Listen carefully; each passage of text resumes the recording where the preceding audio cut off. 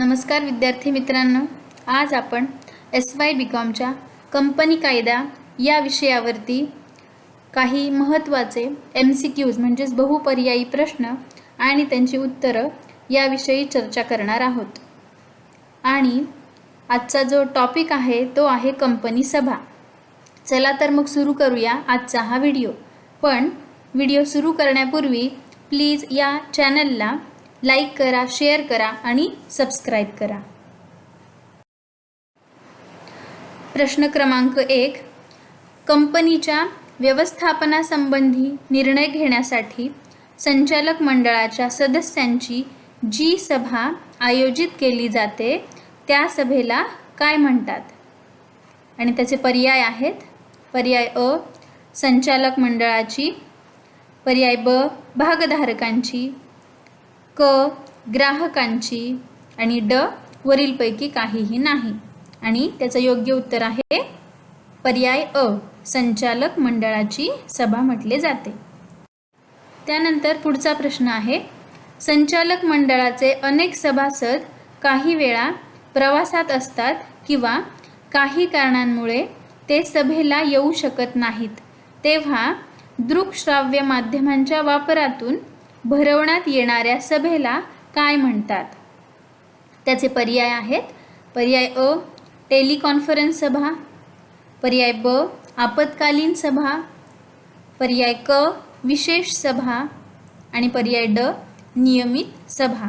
आणि त्याचं योग्य उत्तर आहे पर्याय अ टेलिकॉन्फरन्स सभा। तिसरा प्रश्न, कोणत्या सत्रांचे आयोजन केवळ गोपनीय बाबींवर चर्चा करण्यासाठी केले जाते? त्याचे पर्याय आहेत। पर्याय अ बंद सत्र, पर्याय ब टेलिकॉन्फरन्स, पर्याय क नियमित सभा आणि पर्याय ड वरीलपैकी सर्व। आणि योग्य उत्तर आहे पर्याय अ बंद सत्र, म्हणजे फक्त बंद सत्र चे आयोजन केवळ गोपनीय बाबींवरती चर्चा करण्यासाठी केले जाते। त्यानंतर प्रश्न क्रमांक 4, नियमित सभेमध्ये चर्चिल्या जाणाऱ्या गोष्टींव्यतिरिक्त काही विशिष्ट घटकांवर चर्चा करण्यासाठी कोणत्या प्रकारची सभा भरवली जाते? त्याचे पर्याय आहेत। पर्याय अ नियमित सभा, पर्याय ब विशेष सभा, पर्याय क आपत्कालीन सभा आणि पर्याय ड टेलिकॉन्फरन्स सभा। आणि त्याचं योग्य उत्तर आहे ऑप्शन बी म्हणजेच पर्याय बी विशेष सभा। प्रश्न क्रमांक 5, प्रत्येक कंपनीने आपल्या संचालक मंडळाची पहिली सभा ही कंपनी स्थापन झाल्यापासून किती दिवसांच्या आत आयोजित करणे आवश्यक असते? त्याचे पर्याय आहेत। पर्याय अ 30, पर्याय ब 60, पर्याय क 40 आणि पर्याय ड 50। आणि योग्य उत्तर आहे पर्याय अ 30। प्रश्न क्रमांक 6, कंपनी कायद्यानुसार कंपनीच्या सभेबद्दल सर्व सभासदांना सूचना देणाऱ्या अधिकाऱ्याची जबाबदारी असते। तो अधिकारी जर सूचना देण्यात अपयशी ठरला तर तो किती रुपये दंड भरण्यास पात्र ठरतो? त्याचे पर्याय आहेत। पर्याय अ 25,000, पर्याय ब 50,000, पर्याय क 5,000 आणि पर्याय ड 2,000। आणि त्याचं योग्य उत्तर आहे पर्याय अ 25,000। त्यानंतर प्रश्न क्रमांक 7, संचालक मंडळाची दर किती महिन्यांनी किमान एक सभा भरवली जाणे आवश्यक असते? त्याचे पर्याय आहेत। पर्याय अ 6, पर्याय ब 2, पर्याय क 5 आणि पर्याय ड 3। आणि त्याचं योग्य उत्तर आहे पर्याय अ 6 म्हणजेच दर 6 महिन्यांनी ही संचालक मंडळाची किमान एक सभा तरी भरवली जाणं आवश्यक आहे। त्यानंतर प्रश्न क्रमांक 8, संचालक मंडळाच्या 2 सभांमधील अंतर हे किती दिवसांपेक्षा कमी नसावे? पर्याय आहेत। पर्याय अ 90, पर्याय ब 30, पर्याय क 50 आणि पर्याय ड 10 आणि त्याचं योग्य उत्तर आहे पर्याय अ 90. त्यानंतर प्रश्न क्रमांक 9, भागधारकांसाठीची सर्वसाधारण सभा ही जेव्हा योग्य रीतीने आयोजित केली जाते तेव्हा त्या सभेला काय म्हणतात? पर्याय अ अवैध, पर्याय ब वैध, पर्याय क आवश्यक आणि पर्याय ड अनावश्यक आणि या प्रश्नाचं योग्य उत्तर आहे पर्याय ब वैध. त्यानंतर प्रश्न क्रमांक 10, कंपनीच्या सभेपूर्वी किती दिवस अगोदर सूचना पाठवून सभा आयोजित केली जाते? त्याचे पर्याय आहेत पर्याय अ 21, पर्याय ब 22, पर्याय क 30 आणि पर्याय ड 25 आणि प्रश्नाचं योग्य उत्तर आहे पर्याय अ 21. म्हणजेच कंपनीच्या सभेपूर्वी किमान 21 दिवस अगोदर सूचना पाठवली जाणे ही आवश्यक आहे. त्यानंतर प्रश्न क्रमांक 11, सभेत होणारे कामकाज कोणत्या क्रमाने केले जाईल याची नोंद ज्या कागदपत्रावर केली जाते त्याला काय म्हणतात? पर्याय अ कार्यक्रम पत्रिका, पर्याय ब वार्षिक अहवाल, पर्याय क कर्ज रोखे आणि पर्याय ड वरीलपैकी काहीही नाही आणि त्याचं योग्य उत्तर आहे पर्याय अ कार्यक्रम पत्रिका. प्रश्न क्रमांक 12, सर्वसाधारण ठराव म्हणजे काय? पर्याय अ 50% किंवा त्यापेक्षा जास्त सदस्यांद्वारे मंजूर केलेला ठराव, पर्याय ब असे दस्तऐवज की 75% कमी बहुमताने मंजूर केलेला ठराव, पर्याय क सर्व सभासदांच्या मान्यतेने मंजूर केला गेलेला ठराव आणि पर्याय ड साध्या बहुमताने मंजूर झालेला ठराव आणि त्याचं योग्य उत्तर आहे पर्याय ड साध्या बहुमताने मंजूर झालेला ठराव. त्यानंतर प्रश्न क्रमांक 13, गणसंख्या म्हणजे काय?